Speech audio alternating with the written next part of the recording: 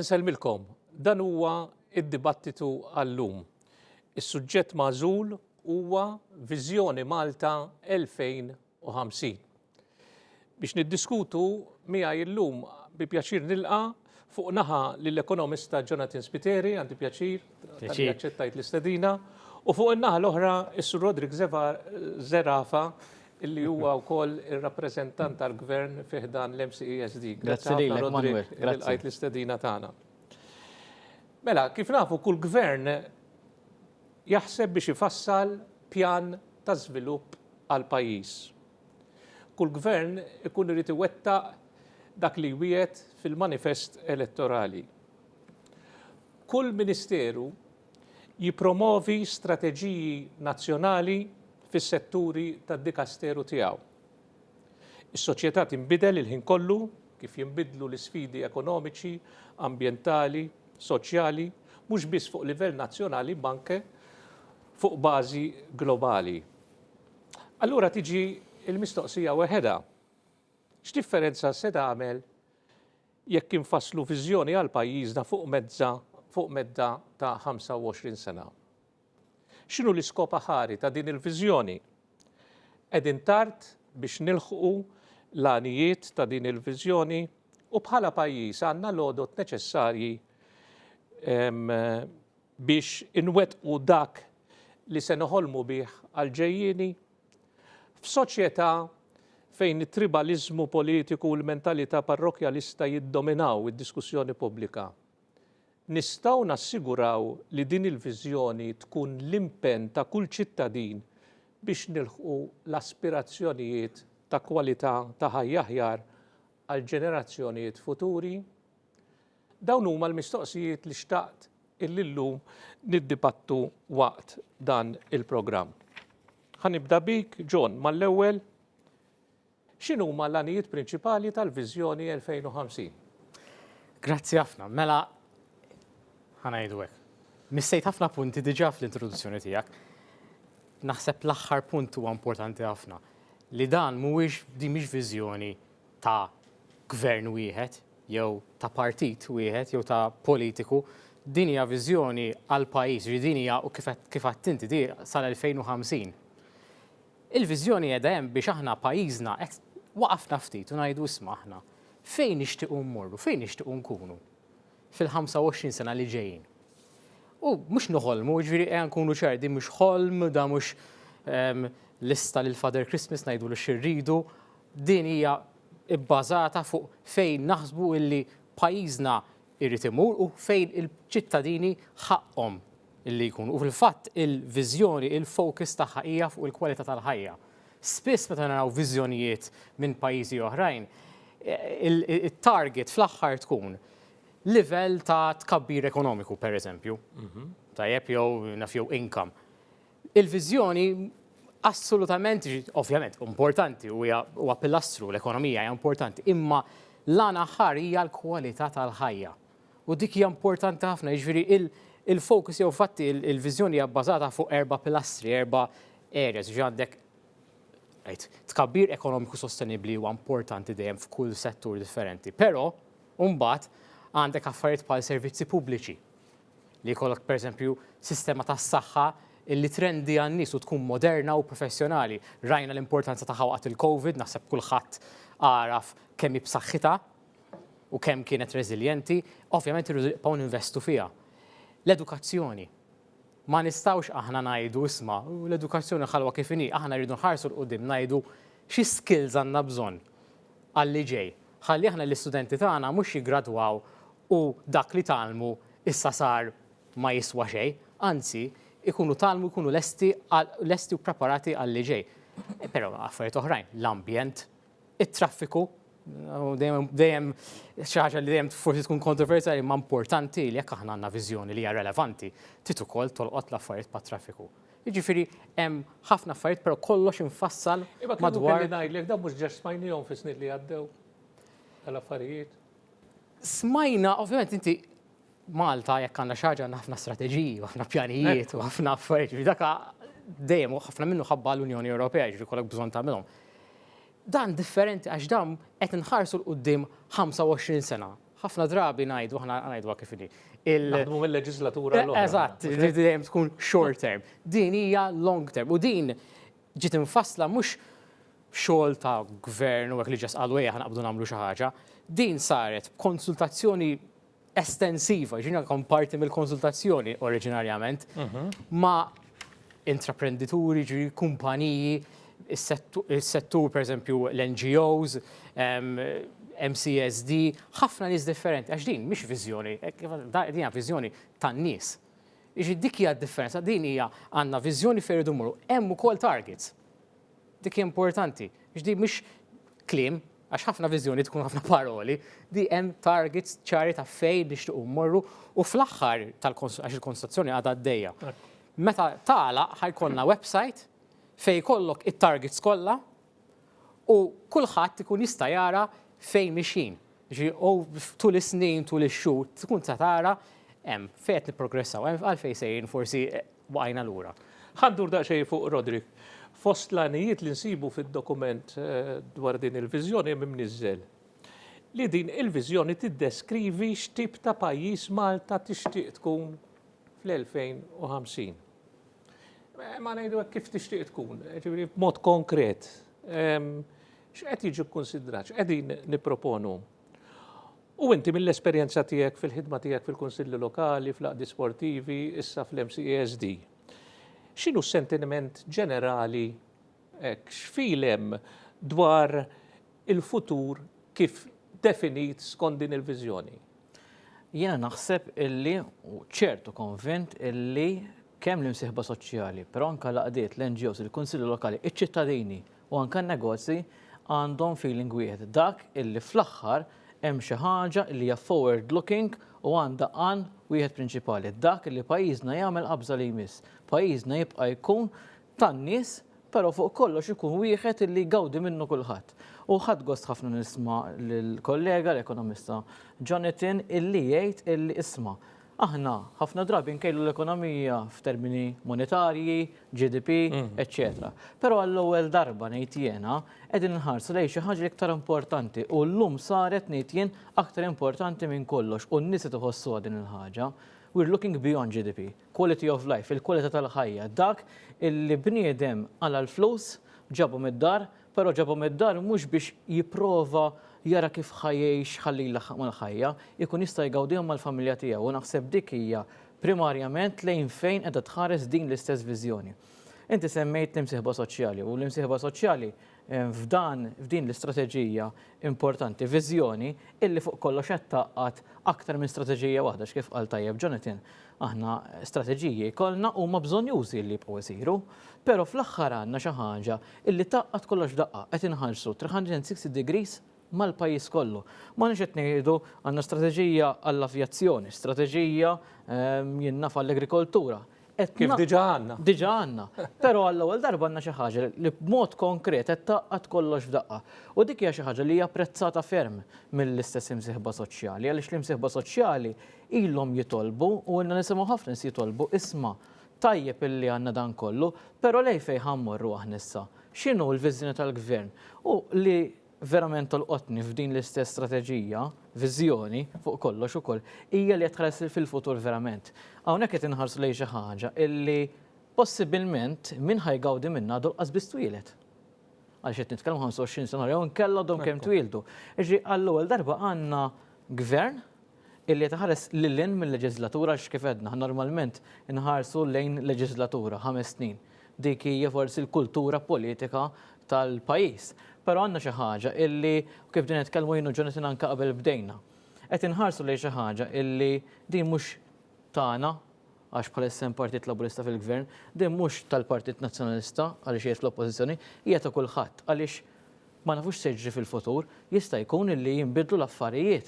U allura rridu naraw illi kulħadd jabbraċċa din l-istess viżjoni biex ikun min ikun fil-gvern 25 sena oħra jibqa' miex il-qoddim u fuq kollox naħseb xi ħaġa wkoll li tolqot lill-imsieħba soċjali u kulħadd. Ifhimni li qed tgħid mhix faċli li tiġri mill-esperjenza politika fil-pajjiż. Ekku lil huwa diffiċli, imma nifhem illi ħafna nies jixtiequ illi il-partiti politiċi ewlenin u l-partiti żgħar ukoll imma ħanejt fil-partiti rappreżentati fil-Parlament illi jaslu biex konkretament jgħidu isma' din il-viżjoni hija tagħna ikun fil-gvern u nkun fl-oppożizzjoni rridu naħdmu b'din il-viżjoni. Jien naħseb hekk din ngħidu Jonathan qabel bdejna.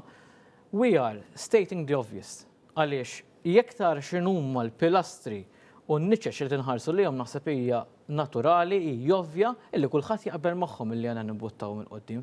Però din ikunu ambizzjużi u naħseb xemm isbaħ illi pajjiż illi nafu minn fejn telaq ħansem l-2013 bħala benchmark għax tintuża ħafna. Nafu minn fejn telaq b'ekonomija li kienet forsi daqsxejn staġnata, il-qatt kienet jiżdied. Qal illum 12 years down the line qed naraw li għandna ekonomija li hija b'saħħitha ħafna, l-aktar waħda robusta fl-Unjoni Ewropea, l-inqas rata ta' qatt, ġriex fiha ħażin illi ksibna dan kollu. Però dan kollu rrid ngħid ukoll Manuel ġab sfidi għaliex talli l-ekonomija mxiet il qudiem ġabet sfidi magħha. U allura qed inħarsu għal 25 sena li ġejjin biex dawn l-isfidi jiġu indirizzati, però jiġu indirizzati b'mod kollettiv illi kulħadd jaqbel magħhom u kulħadd għandu direzzjoni waħda li fejn irid imur. Mela, John, pajjiżna mhux qiegħed bozza. Ġifieri aħna niddependu anzi ħafna fuq l-impatt globali dak li jiġri kullimkien fid-dinja. Issa, jiena qed ngħid l-isfidi globali se jibqgħu u mhux premeditati, ma nafux fejn ħajkonna gwerra 5 snin oħra jew xiġri mill-Afrika jekkux ħajtwielet suq fertili, pereżempju, min-naħa tal-Afrika. U allura minkejja l-ħeġġa li forsi għandna biex nimplementaw din il-viżjoni, però hemm fatturi, hemm sfidi globali li jistgħu ikonna nibdlu r-rotta minħabba fihom. Dil-viżjoni qed taħseb f'dal-kuntest, ċoe jien ngħid aħna se nivvintaw ir-rota jew inkella se nimitaw pajjiżi oħra bħal Lussemburgu u Singapore, pereżempju. L-isfidi li semmejt inti għalija huma raġuni primarja għaliex irid ikollna viżjoni. Ħa nispjega għalfejn. Mela kif għadt inti hemm ħafna affarijiet hemm barra li aħna qas biss nafu x'ħajjiġri, l-isfidi li ġejjin u anke t-taqlib li qed naraw. Alright, it-teknoloġija qed tinbidel brata li qas qed naraw bħala l-AI, kważi nasib ħadd għadu ma jaf kif ħajalqotna. Imma anke l-affarijiet ġeopolitiċi, gwerer u instabilità, dawn affarijiet li ħajġru.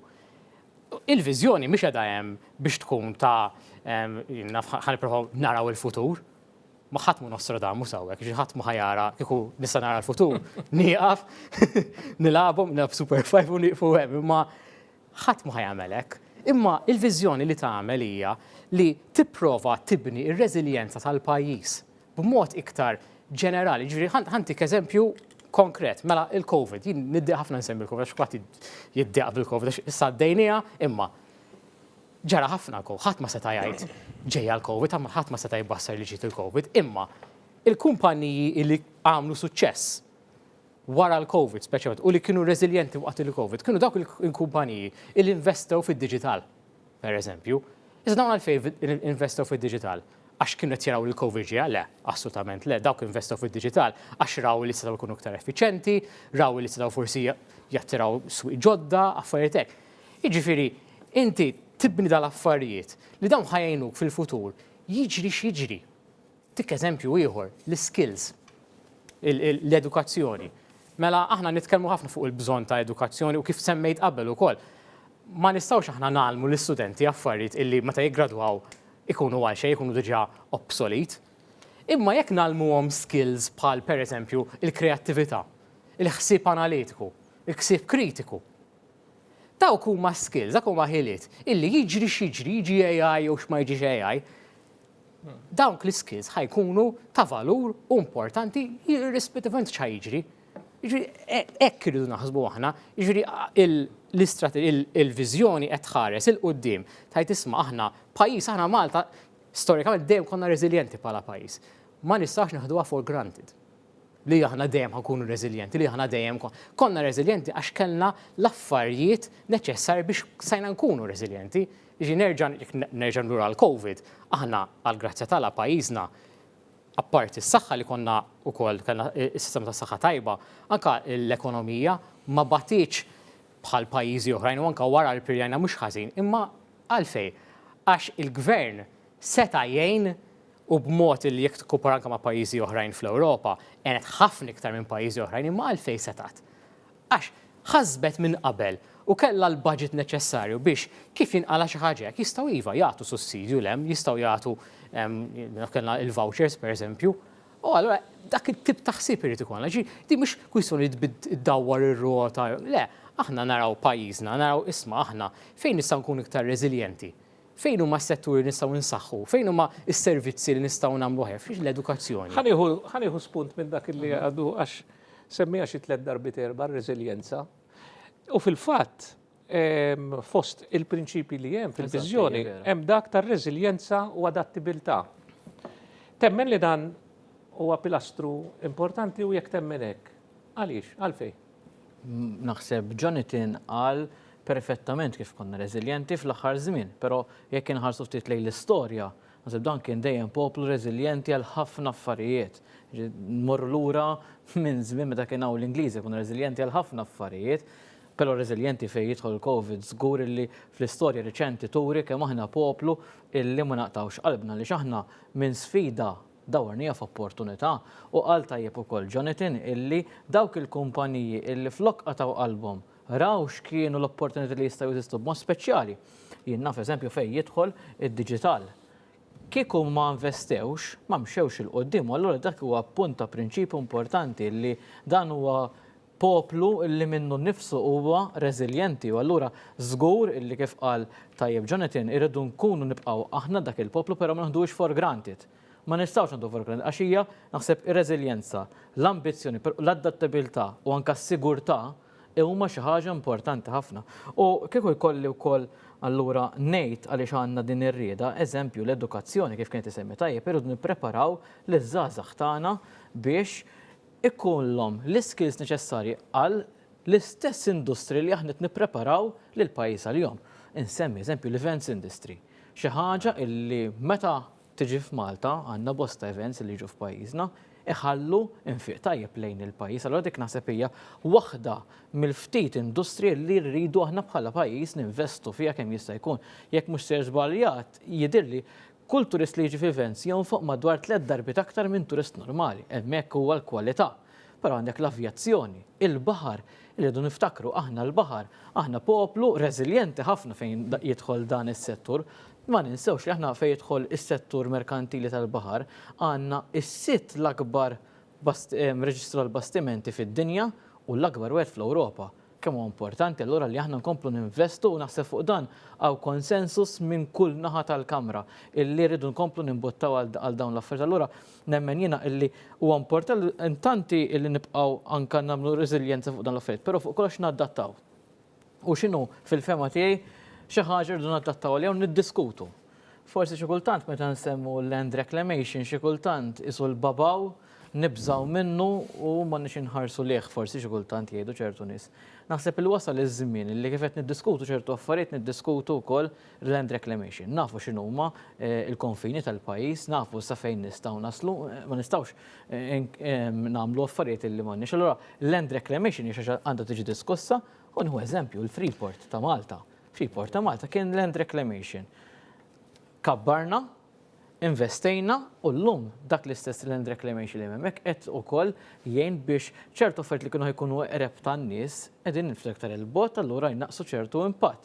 Però ħafna x'tiddiskuti f'dan il-każ għax mhux xi ħaġa clean cut li tgħid tajjeb jew ħażin, imma rridu nħarsu lejha din il-ħaġa.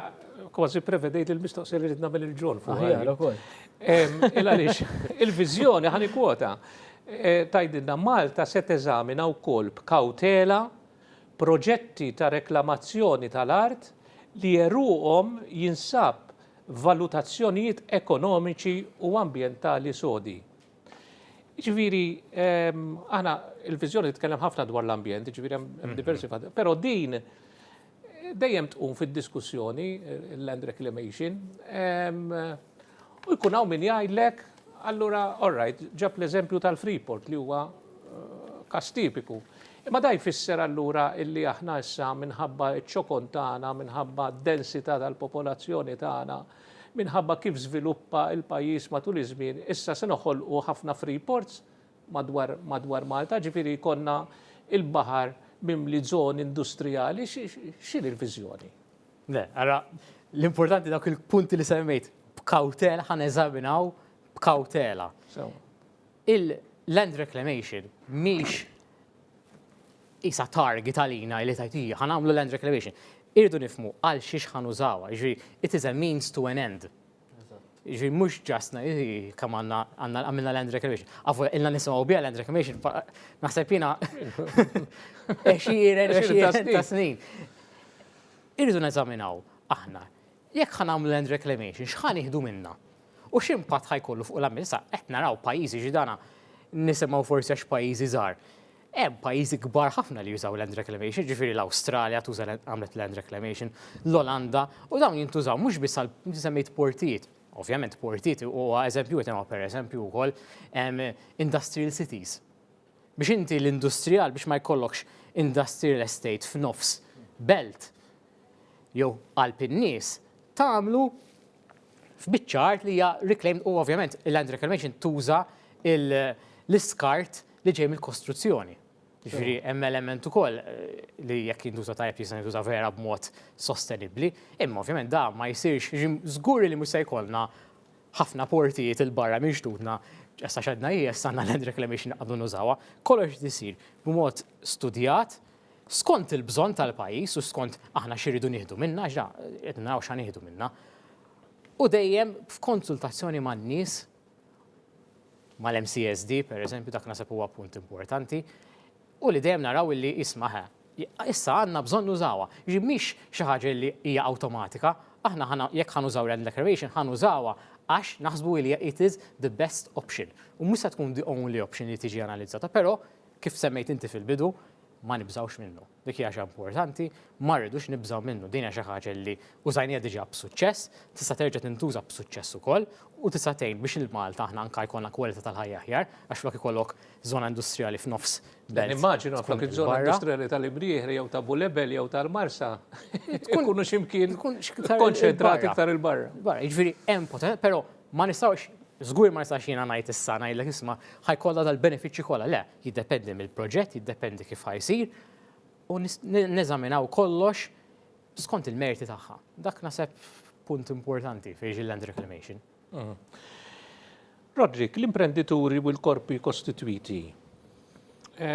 Naf li fil-proċess ta' konsultazzjoni kien hemm diversi meetings u workshops, ġifieri qed tusem attiv fil-proċess. Imma jinħass il-kunsens li huma jkunu on board, ġifieri jien qed inħares issa lejn il-pass wara li tispiċċa l-konsultazzjoni.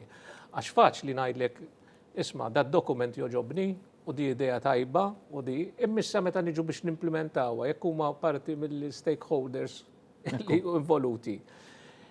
Hemm din il-ħeġġa, hemm dal-kunsens li huma lesti li they come up on board biex nimplementaw il-viżjoni. Manuel Jonathan semma punt importanti ħafna. Kawtela u studjat. U dak li qed jiġri bħalissa.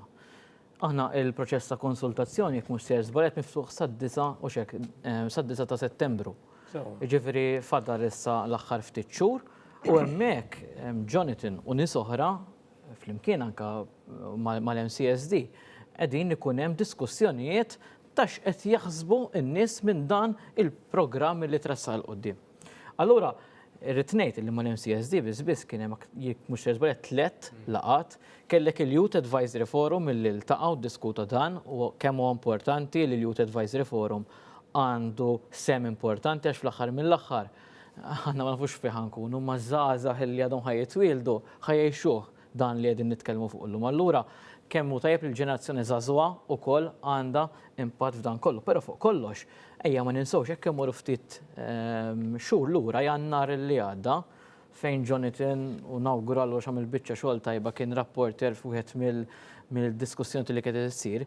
Kien hemm 3 ijiem illi deru fil-pubbliku 3 ijiem però kien hemm ħafna xogħol minn qabel. Fejn ġew ikkonsultati bosta nies, negozjanti, korpi kostitwiti, il-gvern innifsu, iż-żgħażagħ l-istudenti, l-oppożizzjoni li wkoll kienet ikkonsultata u naf li fi żmien li ġej se jkun hemm aktar diskussjonijiet ma' dawn kollha u li qed toħroġ naħseb qed toħroġ ħaġa ċara ħafna illi hemm idea waħda ta' fejn irridu mmorru. Ġifieri jiena jekk hemmx kunsens unanimu, ma nistax ngħidha u naħseb li qatt ħajkun hemm kunsens unanimu, però naħseb hemm ir-rieda ta' kulħadd illi nimxu l qudiem lejn direzzjoni waħda.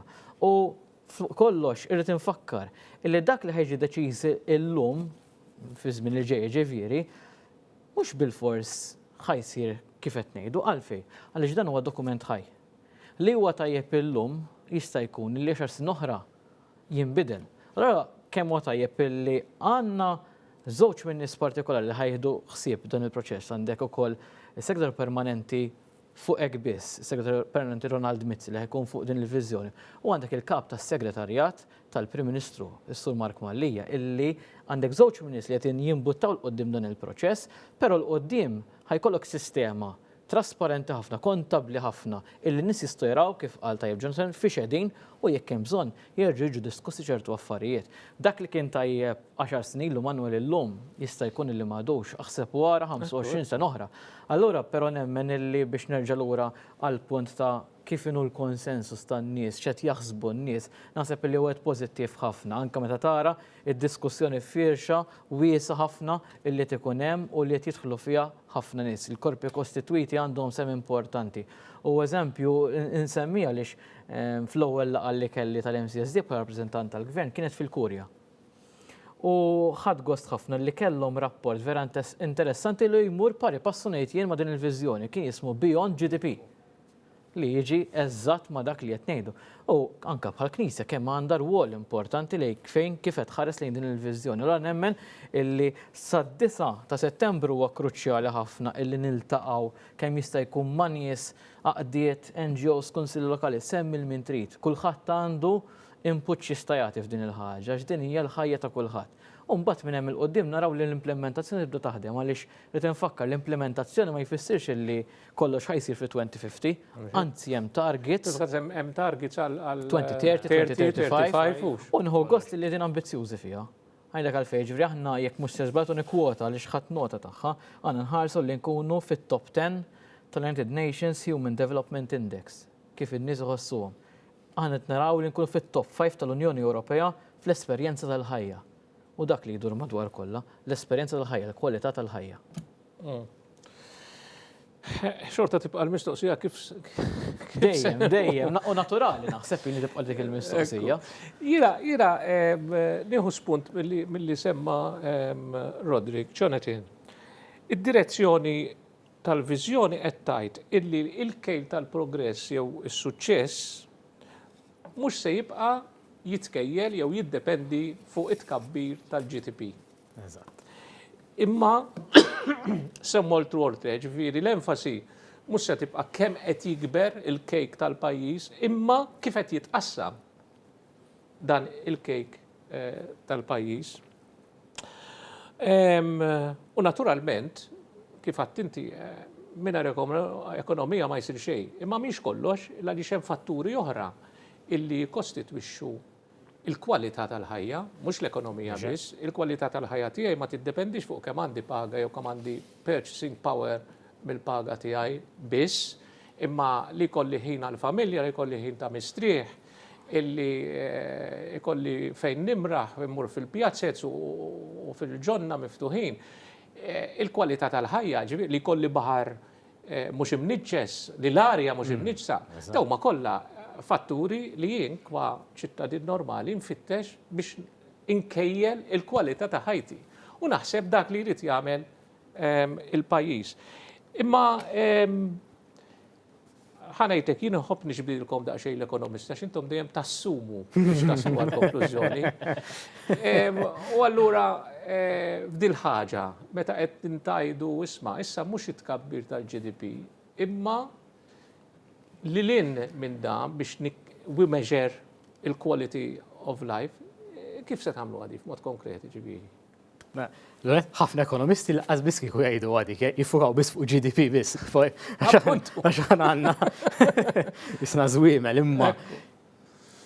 Importanti għax ma nistawx nkunu, nasib li semmejtu huwa vera importanti, għax ma nistawx naqaw li daħat tkun eżerċizzju akademiku, per eżempju, li ġast ħajkun, orajt, tajjeb, għax fil-verità tista' sebi ħafna affarijiet żbieħ fuq il-kwalità tal-ħajja, imma tangibli, x'ħajkonna. Mela, l-ewwel net kif bdejt insemmi, il-viżjoni mhix biss l-ekonomija imma hemm ħafna affarijiet oħrajn, ġifieri jekk sebi l-kwalità tal-ħajja, mela l-edukazzjoni ħadd affettwa l-kwalità tal-ħajja.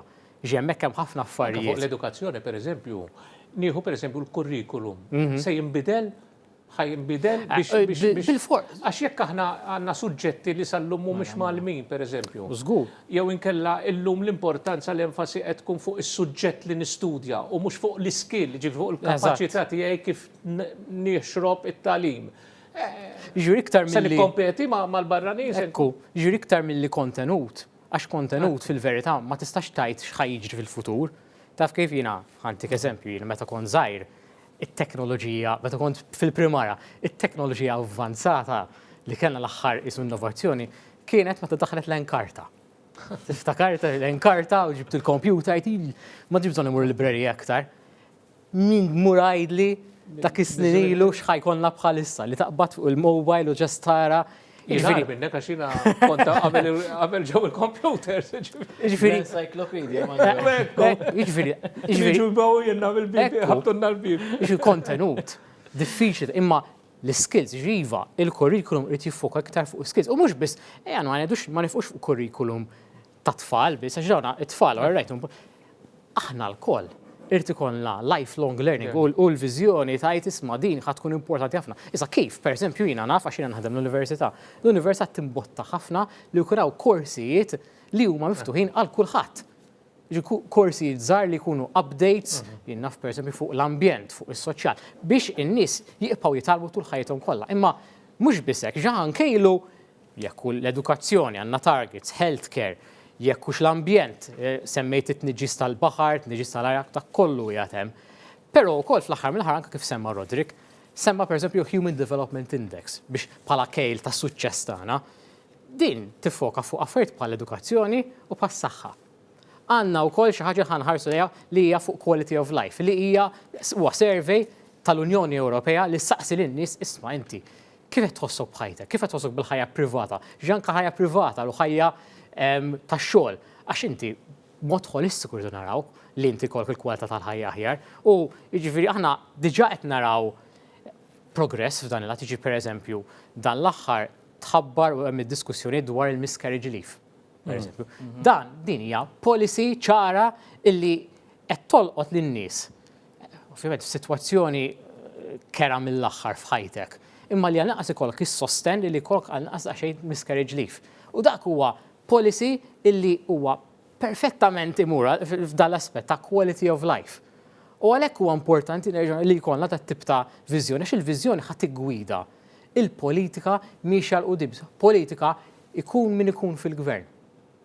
Ma l-aqwa li għandna targets u għandna fejn iridu mmorru u l-politika timxi b'dak il-mod. Il-ħin għaddejju ma jistenna l-ħadd, imma xtaqt nagħmel mistoqsija li tnedlinkom ta' għaliex jiena qed nimmaġina illi bl-implementazzjoni ta' din il-viżjoni u allura l-standard of living se jogħla u se jkun kwalità ta' ħajja aħjar, di tfisser illi l-inqas ħaddiem ħanpoġġiha hekk jiena li konna fis-soċjetà ikun qed jaqla paga mhux diċenti biss imma li tkun sostenibbli long term.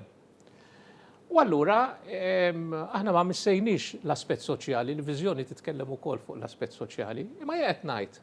Jista' jagħti l-każ illi aħna kieku kellna nagħmlu dil-qabża kbira fil-kwalità, allura mbagħad inkun nista' naffordja jien illi nħallas dik xi ħaġa biex imur l-isptar. Jew jiena jista' biex ikun iktar dixxiplina fil-pajjiż jekk noħroġ l-iskart meta mhux fil-ġurnata tiegħu neħel il-multi u nagħti l-multa.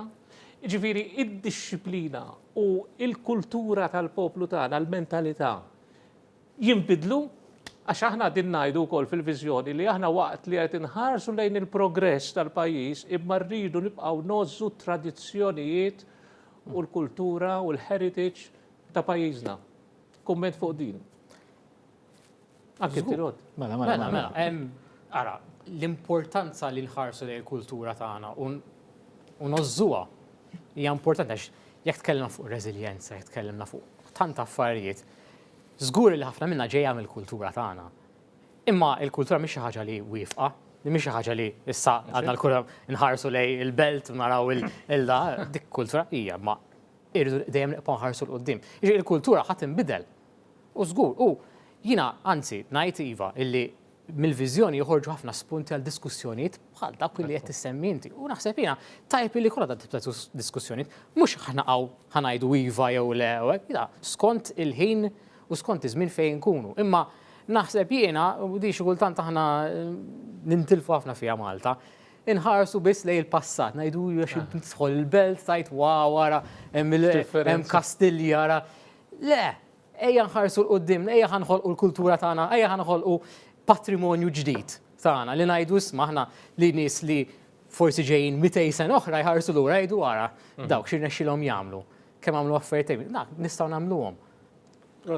Jiena naqbel perfettament ma dak li beda jgħid Jonathan. Inti saqsejt mistoqsija li naħseb lajjin ma nista' nweġibha. La Jonathan, la l-Prim Ministru, l-Kap tal-Oppożizzjoni, ħadd għaliex aħna ma nafux kif il-poplu fi żmien li ġej se jkun jaddatta u mbagħad għal dak illi nkunu għamilna. Però fuq kollox naħseb irridu joħorġu żewġ punti importanti. L-identità illi aħna Maltin u tibqa' hemmhekk, però nsaħħuha u nimeljorawha ntejbuha skont dak li niddeċiedu l-kol flimkien. Ma ninsawx din mhux deċiżjoni tiegħi waħdi jew ta' Jonathan waħdu jew tal-Prim Ministru jew il-Kap tal-Oppożizzjoni waħdu. Din deċiżjoni ta' poplu, ta' nazzjon sħiħ. Illi imma minkejja jsir il-progress l-identità tagħna bħala Maltin nibqgħu nżommu. Per fuq kollox ikollna l-kwalità. Jiena naħseb u forsi autokritika lejna stess illi forsi kellna stanzi fejn xi kultant kellna l-kwantità però ma kenniex il-kwalità. U naħseb din l-istess viżjoni li għandna qudiemna qiegħda tħares lejn dik il-ħaġa b'mod speċjali. U eżempju ċar huwa dak li beyond GDP. Aktar milli qed inħarsu lejn il-kwantità tal-flus biss qed inħarsu lejn il-kwalità tal-ħajja. U naħseb dik hija kruċjali u essenzjali fid-dinja tal-lum. Qegħdin naraw li n-nies m'għadhomx biex iħarsu lejn il-flus x'għandek fil-but, però jridu jaraw li inti għandek ħajja sabiħa, tieħu gostejxa u trid lil bintek u l-uliedek jgħixuhom bl-aħjar mod possibbli. Allura nemmen illi iva rridu nħarsu l-qudiem, irridu jkollna l-mistoqsijiet għaliex inti għamilt ħafna mistoqsijiet.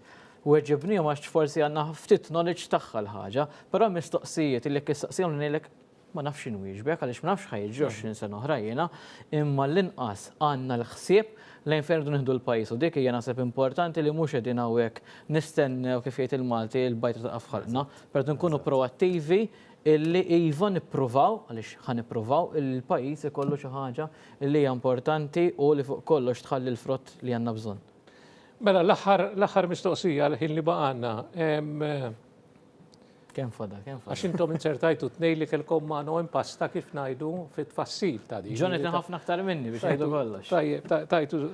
Tajtu sem. Herbert Ganado kiteb 3 volumi dwar Rajt Malta tinbidel. Kemm għandek fiduċja li fil-25 sena illi ġejjin inti tikteb il-volum li jmiss Rajt Malta tinbidel għall-aħjar. Li niktbu jiena naħseb 0% tal-nix minix kittib, pero li nara l-Malta tinbidel żgur. Rajt il-Malta tinbidel meta kont tifel.